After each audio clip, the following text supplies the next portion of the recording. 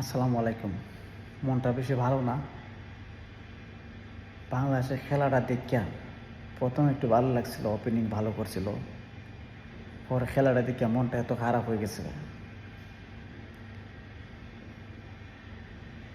White wash করে দিছে ভাই বাংলাদেশ। এটা কি মেনে নেওয়া যায়? বাংলাদেশে হোয়াইট ওয়াশ করে দিছে পাকিস্তানে। যে বাংলাদেশে অস্ট্রেলিয়া, নিউজিল্যান্ড, সাউথ আফ্রিকা, ইন্ডিয়ার মতন দেশে বাংলাদেশে বই খাইতো। আর এই বাংলাদেশে এখন যে কোনো মানুষের দায়রা যায়। লিডন দেশে এসে কটা বল খেলছে ভালো, খেললে ঘুরেই একটা মারছে, শেষ আউট।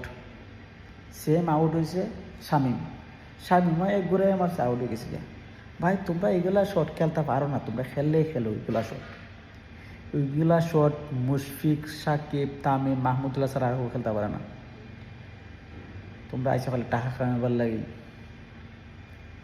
আর আমরা যারা ভক্ত আছি, আমরা এখানে আটফিল করি, আমরা এখানে হতাশ, আমরা টেনশন করি।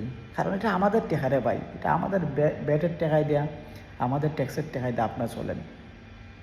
তো আপনারা উল্টাপাল্টা খেলবেন আর আমরা কথা বলবো না?